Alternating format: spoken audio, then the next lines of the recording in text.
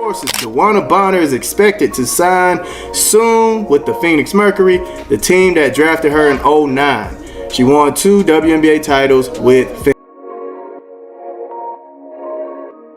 Want to be part of something? Not aging vets? Expecting special treatment? And here's the best part. The Fever won the Commissioner's Cup after cutting Bonner loose.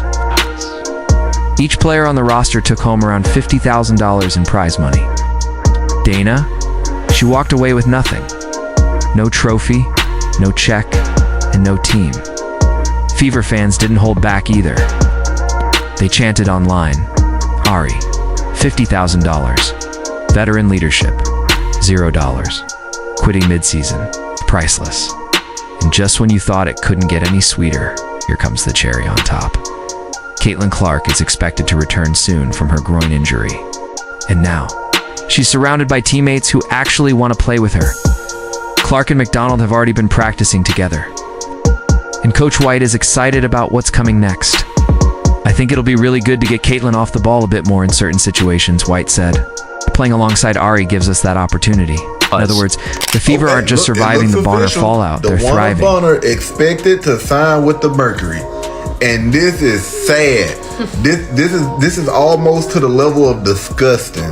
Now, yes, I do want her to have a job. I don't want her job to get taken away from her. Don't think that. But what I'm saying is the WNBA is allowing something so disgusting to go on.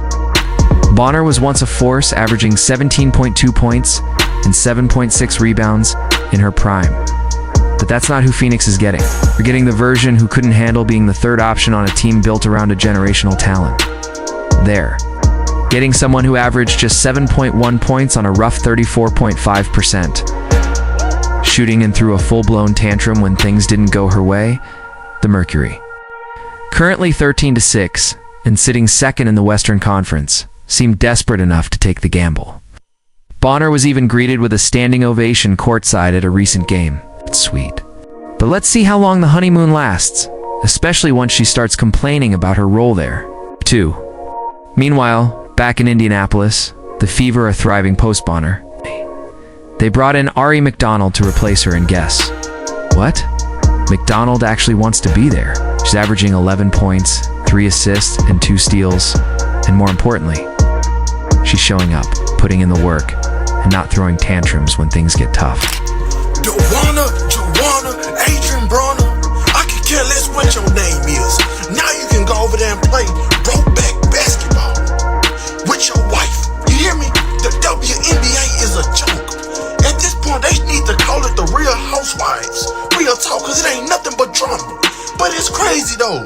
See, before all of this happened, the speculation was already in the air. Know what I'm saying? Once I got wind of that your wife was up over there, man, I tripped out, bro, because it's crazy. You making all of these excuses, talking about the Fever do too much running. Man, Indiana Fever fans overwhelmingly believe the team is better off without Dana Bonner, and it's not hard to see why.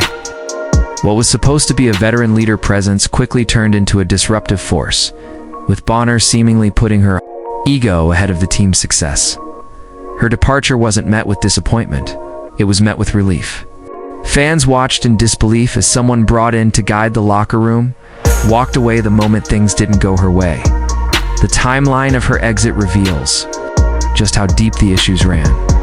After being demoted from the starting lineup in favor of Lexi Hall, Bonner abruptly disappeared on June 12th, citing personal reasons.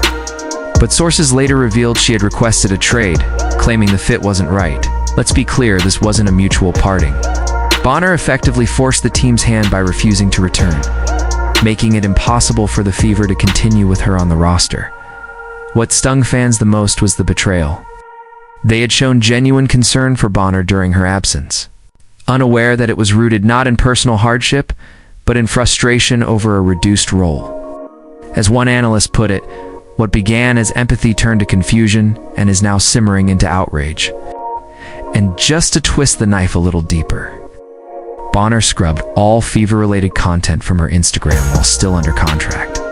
To fans, that wasn't just a decision, it was a declaration. I'm done here. At the end of the day, Dewanna Bonner pulled off a heist, man. and it is what it is, bro. White, she should feel like a damn fool. You brought her over here, and she fucked us. I'm gonna be honest, she fucked us real good. Now here's where the story gets even more delicious. After getting cut, Bonner tried to spin the narrative with a cringeworthy Instagram post. A quitter? Nah, never been that. But when the time comes, let's just make sure the apologies are as loud as the disrespect. Apologies. For what exactly? Girl, you literally quit on your team mid-season. That's the textbook definition of quitting. But wait, it gets better. While Bonner was deep in her mid-season identity crisis, guess who came calling? Phoenix Mercury, her old squad where she won 2 rings. Of course they did. She gets to retreat back to her comfort zone, no pressure, no spotlight, and definitely no having to share the stage with the most electrifying player in women's basketball. And in my opinion, it's crazy because I wouldn't necessarily pick her up. I wouldn't pick her up, man. I think they play too fast for her. Even with her wanting to go to the Dream, I think they play too fast for her too. And if we look at, you know, what she was stating while she was with the Indiana Fever, most of her interviews, she was saying, yeah, they run. I'm tired. They be running here. They run. So if that's the main problem, you're going to have that same problem playing with the Phoenix. Head coach Stephanie White wasn't having any of it. When asked about Bonner's status, she didn't hold back the shade. I haven't had a lot of conversations with Bonner recently, really focused on the team we have right here. Translation: we're done with the drama queen. So what does our tantrum-throwing veteran do next? She forces her way out. The Fever tried to find a trade partner, but here's the hilarious part. Nobody wanted her. Teams took one look at the situation and said, hard pass. In the end, the Fever had no choice. On June 25th, they waived her just to clear the toxic energy out of the locker room. All the alleging rumors that's been put out about her and this situation hasn't been wrong. So we're going to keep on following this train. And it's just, we know why she wants to go to the Mercury. We might not know the deep into depth reason, but we know the main reason. And then with all the rumors of her supposedly or her agent telling other teams don't get her, we only interested in the Phoenix Mercury, like it's just If you're enjoying this, go ahead and subscribe because it only gets better. Now, here's the real kicker. Bonner started just 3 of her 9 games with the Fever. That's right, 3.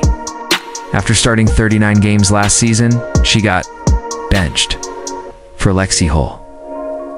Let that sink in. Can you imagine the ego hit? This is someone who probably thought she'd be Caitlin Clark's trusted co-star. Instead, she's sitting on the bench like a disappointed parent at a high school game.